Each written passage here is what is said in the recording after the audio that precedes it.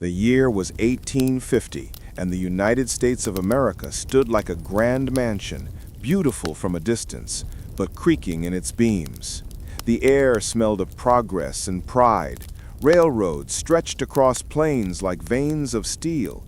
Cities hummed with the rhythm of industry, and fortune seekers pushed westward, chasing golden dust and promise. But beneath that glittering surface, something was rotting, something old, something unspeakable. The calm before the tempest had begun. The streets of New York City were alive with noise. Carriages clattered across cobblestones. Newsboys shouted headlines from crumpled papers. Merchants argued beneath the rising skeletons of iron bridges. The skyline shimmered in ambition. The age of industry had arrived, and with it, a new kind of power. Men in top hats toasted progress, while in the shadows, children coughed in the soot of the factories that paid for their master's champagne. In the north, money smelled of oil and ink. In the south, it smelled of cotton and blood. Down in Charleston, the harbor waters glowed orange in the setting sun, and bales of cotton were stacked higher than church steeples. Ships waited, their sails like ghostly wings, bound for England and France, nations hungry for America's soft white gold. The planters ruled like kings, their mansions gleaming, their porches echoing with the laughter of power. But their wealth had a heartbeat, one that did not belong to them. It came from the fields, from the thousands who toiled, unseen, unheard, under a sun that did not forgive. In the vast plantations, the world smelled of earth and sweat. The sound of cicadas filled the air, and beneath that rhythm came the dull thud of hoe against soil, whip against flesh. "Keep your eyes down," an overseer would bark. And so they did, but their hearts looked upward. At night, under the same moon that glowed over the white columns of their masters' houses, they whispered songs of deliverance. They spoke of freedom in words that the wind carried north. They dreamed of a day when the land itself would shift, when the soil soaked with sorrow might bloom with justice. Some escaped, following the Underground Railroad, an invisible path guided by starlight and courage. They ran through forests, crossed frozen rivers, hid in barns and church basements. And every successful escape was a small rebellion, a spark, unseen by many, but destined to ignite a nation. In Washington, politicians spoke with heavy voices and careful words. They debated tariffs, trade, and territory, but beneath every speech lurked the same unspoken question. Could a nation built on liberty survive while half of it was enslaved? Some said compromise was the only way. Others whispered that compromise itself was betrayal. In the Senate chambers, men pounded desks in fury.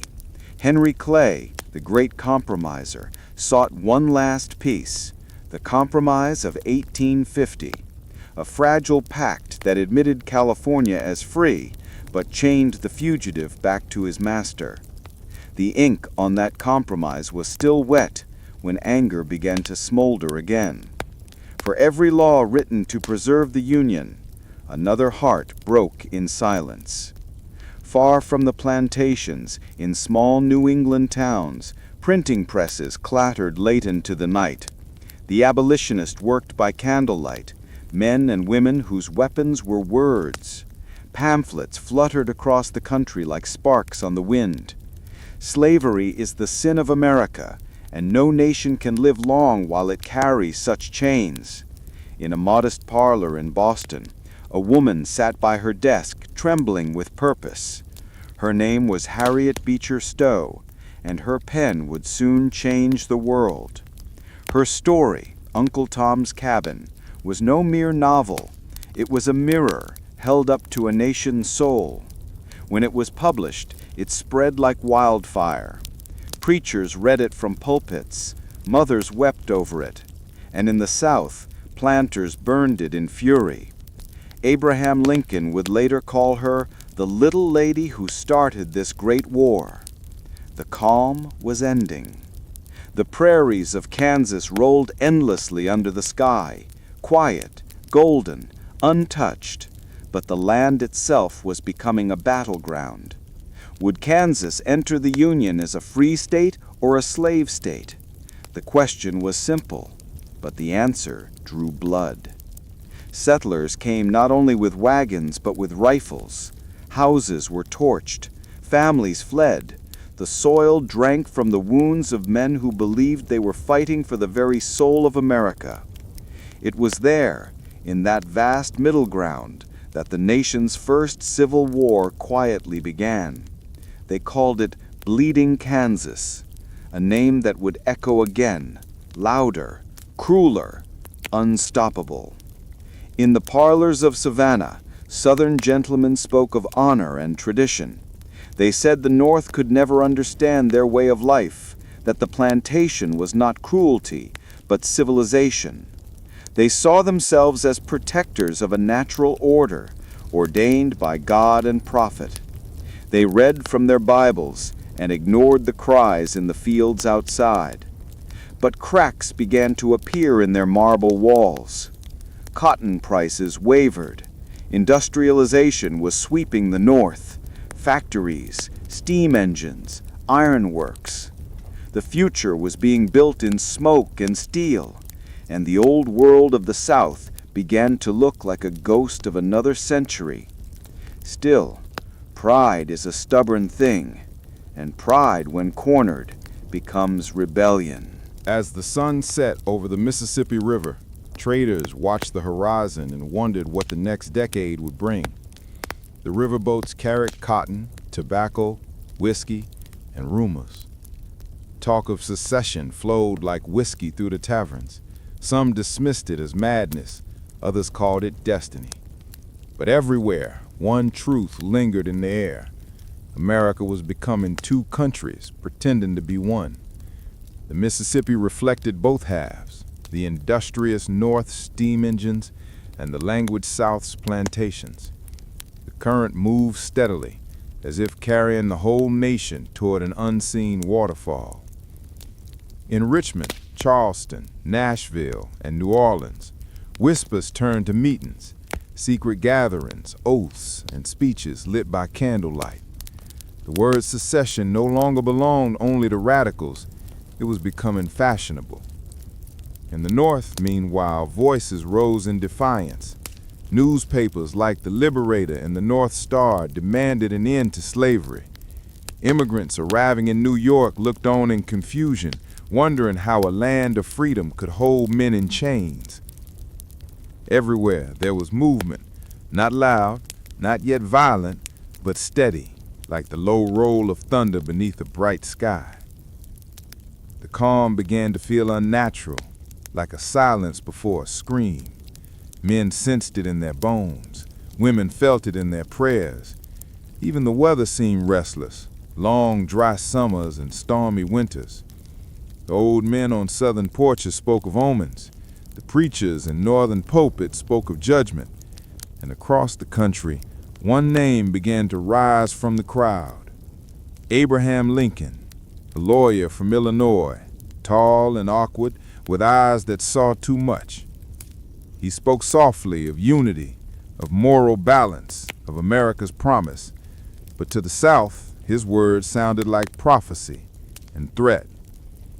The year was 1858, and the wind was changing.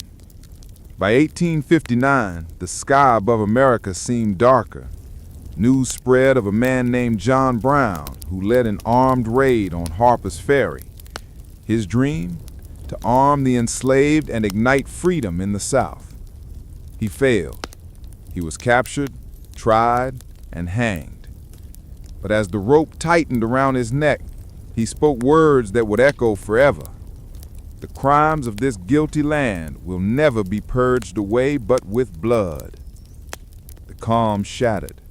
The tempest was near. In the last days before the storm, the nation held its breath. Elections came and went. States argued and cursed. The Union trembled like a bridge under too much weight. And yet, on the surface, life went on. Children played in streets, markets buzzed, church bells rang. In the South, cotton still swayed gently in the breeze. In the North, factories still roared with progress. But everyone felt it. That heaviness in the air, that quiet before thunder, the stillness of a country standing on the edge of its own history. In a farmhouse in Ohio, a mother tucked her child into bed as snow fell outside. Her husband sat by the fire, reading the paper, his brow furrowed. The headlines spoke of division, of disunion, but the boy only heard the soft crackle of the fire. He would grow up to fight in the war that was coming, though no one yet dared to say its name. In South Carolina, a planter poured himself whiskey and stared over his fields. "They'll never tell us what to do," he muttered to no one in particular. He too was right in his own way. Across the states, countless small lives moved quietly toward destiny, unaware they were part of a story larger than themselves. By early 1860, letters carried between Washington and Richmond trembled with tension. Every message seemed to hold a threat beneath its politeness. Newspapers predicted catastrophe. Still, there were some who believed the storm would pass, that reason would prevail, that America was too great to fall apart. But history has no patience for denial. The drumbeat had begun, faint, steady, inevitable. In December 1860, as the year died, so too did the illusion of unity. South Carolina voted to secede. Bells rang, not for celebration, but for separation. In the North, snow blanketed silent streets. In the South, torches burned in victory parades. The same moon shone over both, indifferent, eternal, watching as brothers prepared to face each other across fields not yet blooded. The calm was gone. The tempest had arrived. And so it began, not with an explosion, but with a breath. The last quiet sigh of a nation before it tore itself apart. The year would turn to 1861. The guns would fire, and the dreams of millions, enslaved and free, rich and poor, would meet in a furnace that would reshape the very meaning of America.